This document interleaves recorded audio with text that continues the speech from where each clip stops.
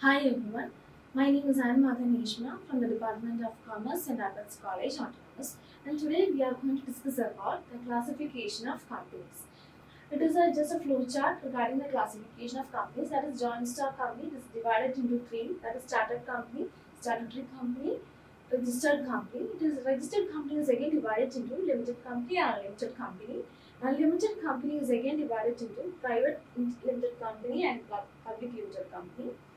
And public limited company is again divided into company limited by shares and company limited by guarantee. We can go for the detailed session. First, we can have a look at classification of companies according to incorporation. First one is chartered company. Chartered companies are formed by the royal charters on a special order granted by a king or queen of a country is called a chartered company. Example is the Bank of England. And the second one is statutory company. Statutory company means a company formed under a special legislature or a parliament is known as a statutory company. Example is Reserve Bank of India. And the third one is companies which are registered under the Companies Act 2013 is known as a registered company. Now we can have a look at the classification on the basis of liability of members. That is, company limited by shares, company limited by guarantee, and unlimited liability. Company limited by shares, a company in which the liability of the members is limited to the face value of the shares held by them is known as a company limited by shares. In case of partly paid shares, the liability of members is limited to the unpaid amount on the shares held by them. In company limited by guarantee, in this type of company, the liability of the members is limited to an amount as they agree to contribute to the assets of the company in case of winding up of the company. This amount is known as guarantee and is also stated in the Memorandum of Association. Not-for-profit companies.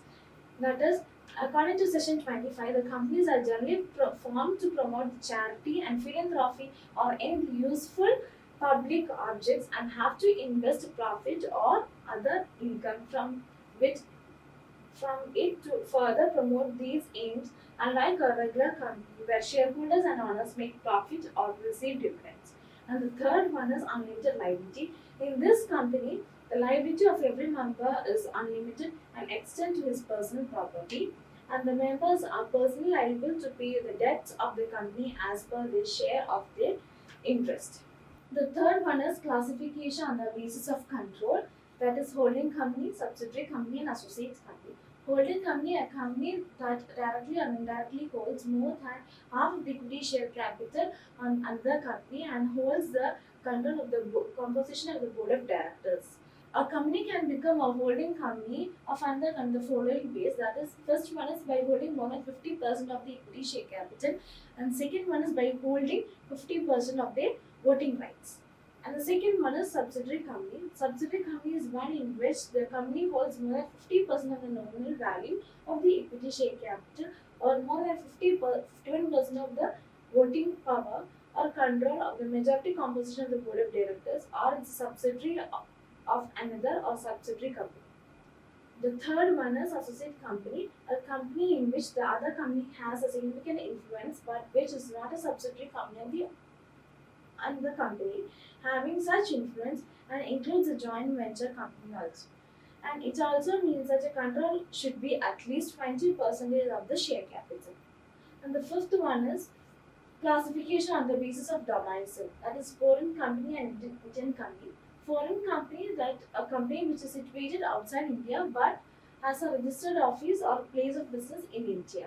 And Indian company has defined according to section 2 subsection 20 of the Indian Companies Act 2013 as any company registered under the Companies Act 2013 or any other previous law is known as Indian company.